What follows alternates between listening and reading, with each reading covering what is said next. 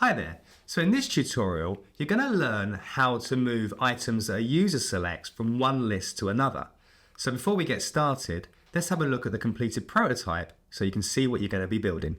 Okay, so here I have my prototype. So at the top here, I've got a little area that says your watch list is empty. So there's an empty state for where my watch list is going to appear. And then below this, we've got our recommendations. And we've got 6 recommendations that we can potentially add to our watch list. So I'm going to start adding a few. So let's add the matrix. So I'm going to press the add button. And as you can see, a couple of things have happened. First, the empty state has been removed and it's been replaced by the first item that I've chosen. And then as per what we looked at in the previous video, where we looked at removing items from a list and then that list reflowing, that same behavior is happening here.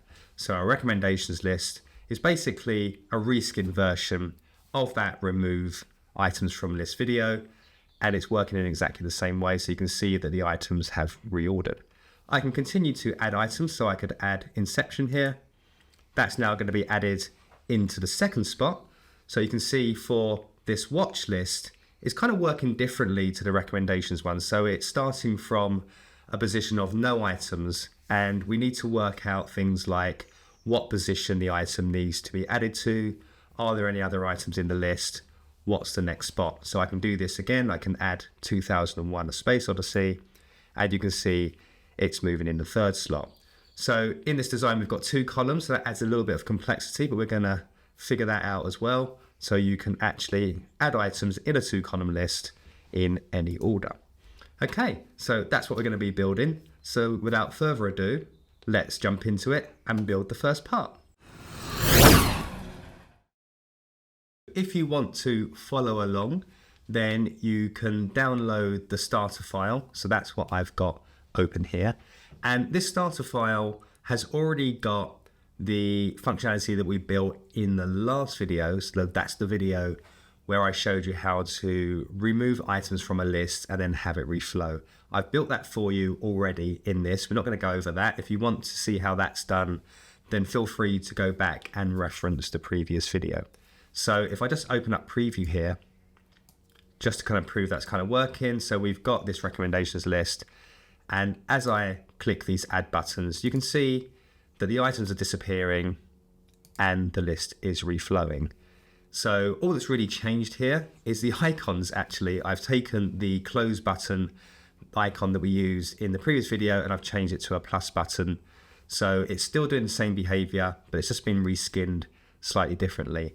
And I think that shows the power of learning these concepts. You can use them to power different kinds of ideas. Okay, so that's already working. This is the starting point. If we just have a look over here in the layers panel, you can see I've got a watch list container and I've got the recommendations container. So the recommendations container has got all of the tiles in. So those are the ones that you can see here on screen. And I've actually duplicated those and I've created a set of watch list tile items. So these are almost identical to the recommendations list. They've got the same images in, they've got the same titles, and they're effectively just all invisible. I've turned the opacity down to 0. So because in ProtoPie, you can't actually move items from one place to another, we've got to fake it. This is how we're kind of faking it. We're going to remove, or we're already removing the items in recommendations by making them disappear, so setting the opacity to 0. And then we're just going to make sure we know which one we've selected and then ask its counterpart, so the watch list tile item, for its opacity to be set to 100%, okay? It's going to be set to 100%, and obviously we have to move it into the correct location. So lots of fakery going on to make this feature work, but we're going to go through it step by step as we walk through this video. Okay, so with that out of the way, let's do the first part. And the first part we need to do is we need to add some logic inside of the watch list tile. And like the previous video, our first job is to make sure that these tiles, have a unique identity, a unique ID. Okay, so we're going to be treading over a little bit of old ground, but it's good to kind of do these things over and over again to kind of help you learn. Okay, so let's open up the watch list tile here which is inside our local components. And we're going to first create a numeric variable. So we're going to come down to the variables panel here. And we're going to name this item ID. So this should be familiar if you've gone through the previous video. That's the remove item video. Okay, and we're going to come over to the contextual panel here. We're going to make it overridable because we need to make the number different. Okay, we're going to create another numeric variable. This one's going to be called selected ID. And again, the same as what we did before, we don't override this. This is basically the variable that we're going to send when we select the button. It's going to come into the component, and we're going to use both these variables to compare against each other to see if the item that we're in is the selected one. Okay, so next thing we need to do is add a receive trigger. So come over to the triggers panel. We're going to add a receive trigger, and we're going to rename this add item just to make things nice and clear for us. And you just want to make sure that it's set to receive from current scene. It pretty much should always be like this. It's kind of the default setting, but it's always good to just double check. And then we're going to add a message, and the message is going to be simply add item. Okay, we're going to check the assign to variable, and we're going to choose our selected ID variable that we just created. Okay, so when we receive this message, it's going to take the value and it's going to write it to that selected ID variable. So the watch list starts empty, so we'll need a way of keeping track of the number of items. So let's come down to our variables panel, and we're going to add a new variable called myListCount.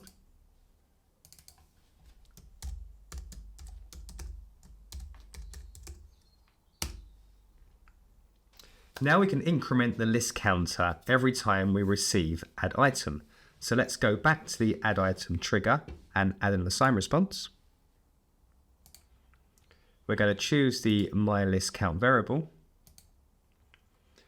And in the formula field, we're going to open up the formula window, find our myListCount variable and just add 1 to it and click OK. When the list increments, we'll need to work out what the next available position is. Remember, we have columns and rows, so we need a way of keeping track of what column and row we're on. So let's create 2 variables. So we're going to come back to the variables panel, create 2 variables, and we're just going to rename these. So I'm going to call one row and the other col, which is shorthand for column. Okay, so next we want to know when the myListCount increments. So we're going to add a detect trigger. And we're going to detect that variable myListCount. We need to use conditions to check if the item should be in the left column or the right. We can do this with a clever bit of maths using the modulo operator. Modulo gives you the remainder after 2 numbers have been divided together. Here we'll divide myListCount by the number 2 and see if we get a remainder. If we do, we know the count is an odd number and it must be the left column. If we don't, it's even. Let's do the odd condition first. So I'm going to come into my detect trigger and add a condition. Let's change the drop down to formula. And in the formula window, we're just going to open it up and we're going to look for the myListCount. And we're going to type the modulo symbol, which is the percentage symbol, and the number 2, and click OK. Okay, so we want to make sure that the equality operator is set to equals, and we're going to set the value to 1. Okay, so inside the condition, we're going to add an assign response. We're going to choose the row variable, and we're going to type row plus 1. And then we're going to add another assign response. We're going to target the col variable, and we're going to set the value to 1. Okay, so now let's create the condition that checks if it's the right column. So we're going to duplicate this whole condition. We're going to change the value, so we're looking for a remainder of 0, so no remainder. And if that's the case, we're going to remove the row assign response. We don't want to worry about that. and we just need to change the col value to 2. Okay, so now we have the row and column positions, we can actually move the item. So let's add another condition. We're going to choose item ID, and we're going to look to see if it equals the selected ID. Inside the condition, we're going to add a move response, and we're going to target the watch list tile layer to the top level layer. And we're going to leave the position as move to. Okay, so for the X field, we want to work out the position, and we can do that by using the item's width and multiplying it by the column value. Because we're starting at column 0, we need to remove its width as well. So let's go into the X field, and we're going to open up the formula window, and we're going to type a formula here. So we're going to open up our brackets, and we're going to type col multiplied by 170, which is the width of our column. And again, just kind of reset it back to its original position, because this basically adds 1 onto it and we need to kind of remove that. We're going to minus 170 from it. Okay, so let's do the same for row. So we're going to come into the Y value, open up the formula window, and we're going to do the same thing. So we're going to set some brackets, we're going to look for row, and we're going to multiply it by 122. And then again, outside the bracket, we're going to minus 122. And click OK. Okay, finally, we're just going to set a duration of 0. This just makes the animation look a bit nicer. And finally, we want to show the item by increasing its opacity. So let's add an opacity response. We're going to target the watch list tile layer, or make sure it's already targeted. We've already got it here. And we're just going to set the opacity to 100. Okay, so let's go back to the scene. So we need to come back to our instances, and we need to update their unique IDs. So you can see here we've got an item ID of 0 on all of the watch list items. So we just need to go through and change those. So we're just going to add some sequential numbers here. 1, 2, 3, 4, 5, and 6. Okay, so let's open up preview and test. Okay, so we can see that our items are adding, but as you can see, it's all kind of crashing together and the watch list empty state hasn't been removed. So we've got all of that yet to do. Okay, so next up, let's look at how we can adjust the height and the position of the lists. So let's go back into the watch list tile component. And in the last condition, we're going to add a send response. We're going to type in the message list height. We're going to check send value together, and we're going to add a formula in here. So this is going to be 122 multiplied by row. And we're going to click OK. Okay, so this value is the height of the watch list, and we can use this to adjust the UI in the scene. So let's go back to the scene.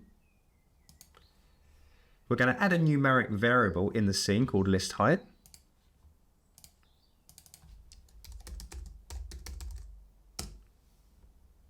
Okay, next we're going to add a receive trigger.